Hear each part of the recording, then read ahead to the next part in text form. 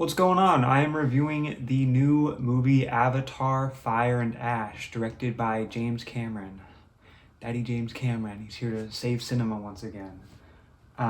James Cameron is a funny director to me, or he's an interesting director to me because the movies that he's made throughout the decades, like a lot of them are these landmark films for different reasons. Terminator 2, which I think is probably my favorite from him.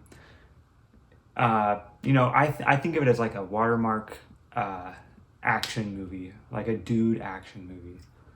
Um, Titanic, beyond the enormous scale of it, it's become kind of a go-to reference point for a lot of romance.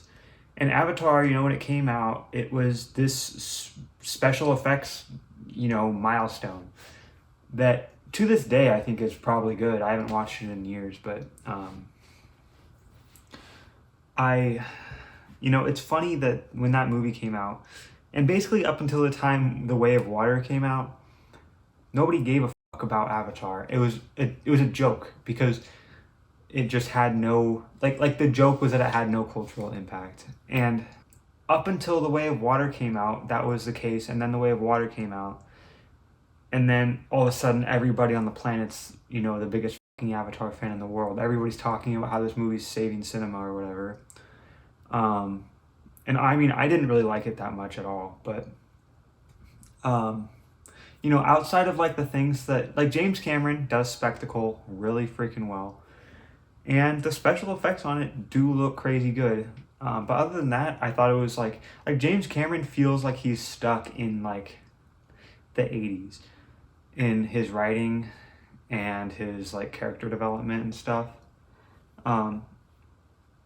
It feels like on the level of Aliens, which I mean I don't really like Aliens that much. So take from that what you will. But with that said, I was not super excited for Fire and Ash, although I was, I was intrigued, but I wasn't necessarily like anticipating it. And lo and behold, I think this is like the worst Avatar movie yet. I think this movie, it feels, when I walked out of the theater, the thing that like the phrase that kept on rolling around in my head was just that James Cameron has no respect, or he has like no faith in his audience. I don't know what he wants his audience to get out of these movies other than, Avatar Fire and Ash feels like a movie that's made for people that are already huge Avatar fans. You know how if you play, I don't know if you've played like Mass Effect, but when you play Mass Effect, you can play a really cool action game that's really fun, has a lot of like quirky stuff in it. And then, if you're really into it, you can read the codex entries and, learn more about the world and stuff. And when when I was watching Fire and Ash, sometimes it felt like I was just like reading a fucking codex entry in Mass Effect. Where it's like, I feel like these movies at this point, they're beyond the point of being like the biggest blockbusters in the world, although they still are for some reason. So it's like he made his impact with the first one, and now he's just kind of like, it's like these movies exist inside their own weird little bubble, where James Cameron can just do whatever he wants, and so he just is fleshing this world out. But it's like his worlds are just supported by characters that are so underbaked. Neytiri, who's like Jake Sully's wife, she literally just cries, or she's like in pain or something throughout the entire movie, and that's just her character. And Zoe, I think her name's Zoe Saldana. She's a good actor, but James Cameron, all he has her do is cry or be angry or something. I think that she smiles once, like in the last 2 minutes of the movie. Spoiler alert, I guess. But I mean, even beyond that, I do think that Stephen Lang's character, I think his name's like Quaritch or something. I do think that Stephen Lang is just like a good performer and he works really well in these movies.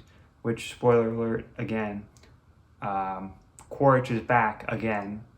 And this time he's, getting freaky with this Avatar girl who's like basically the meme of like the goth girl that like ruins your life for 6 months or whatever. And he's cool, but he's like just got such out of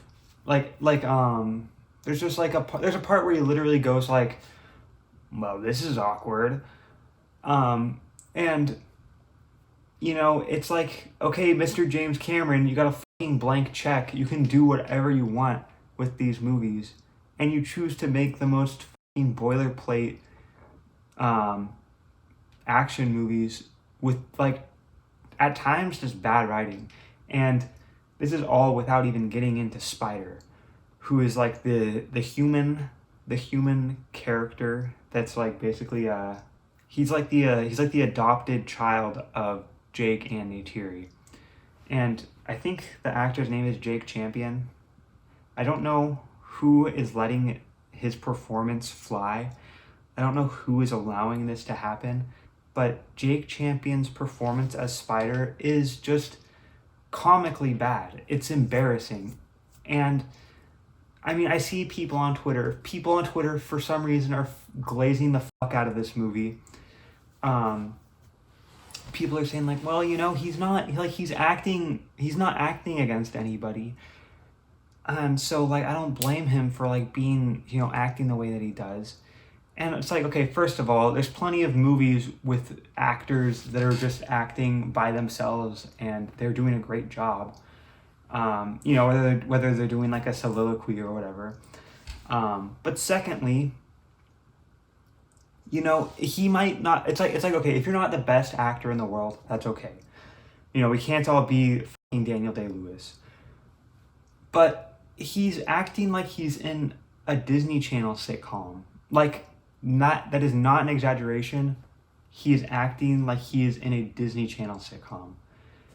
And I mean, ultimately, I feel like I have to blame James Cameron because, again, you have all the resources in the world. You can't step this kid aside for a minute. I don't even know if he's a kid. He might be 30 years old for all I know. But, James Cameron, you can't step aside and be like, okay, we're going to get you acting lessons, or I'm going to give you some direction that isn't like,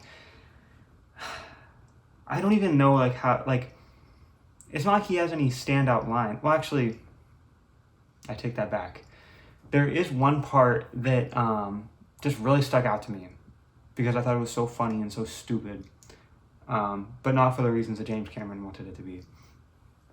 There's a part where they're flying one of the dragon bird chicken things, and they land, and Spider basically like, I gotta take a leak, and then he like walks up to this river, and then the dragon thing starts drinking water out of the river, and then Spider says, good thinking.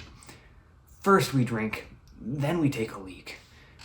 And, okay, honestly, I'll admit I was kind of channeling my Sonic the Hedgehog right there, but it is not far off from how he was acting. Like, he is acting like that, and I'm like, everybody in this movie is taking it so seriously except for like Stephen Lang, who I mean, he's intentionally not taking it seriously, but like Jake Sully, Neytiri, all these people, they're all such serious characters. And then you got Spider, who's, again, Disney Channel. He is a Disney Channel character. Terrible. It's terrible. And like all of his, like whenever he's in front of like the green screen on him always looks really bad. I do not understand that at all. And to make matters worse, there was a point maybe like halfway through the movie where I realized they're just doing Avatar 2 again. Like, there's the whales that have their, serum that they produce, and the humans are killing the whales and they're harvesting this serum from them because it's like grants them eternal life or whatever. Okay, the humans are they're gonna go in and they're gonna fucking kill all these whales. And so then the Avatar and stuff, they're like, nope, we're fighting back. We're going to destroy the humans. And they do that. They are, jumping around and they're shooting them with their bows and shit. And then Avatar 3, the finale, is the humans say, okay, we're going to go and we're going to corral all these whales and we're going to kill them and we're going to harvest their serum. And the Na'vi, they decide, nope, we're not going to let that happen. We are going to fight back.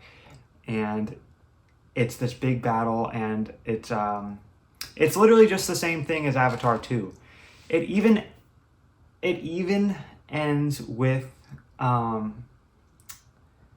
like a giant boat sinking, which when Avatar 2 came out, I remember watching it and I was like, oh, James Cameron's like going back to like Titanic. Like he's like, it's almost like a self-reference type of thing, which is kind of cool.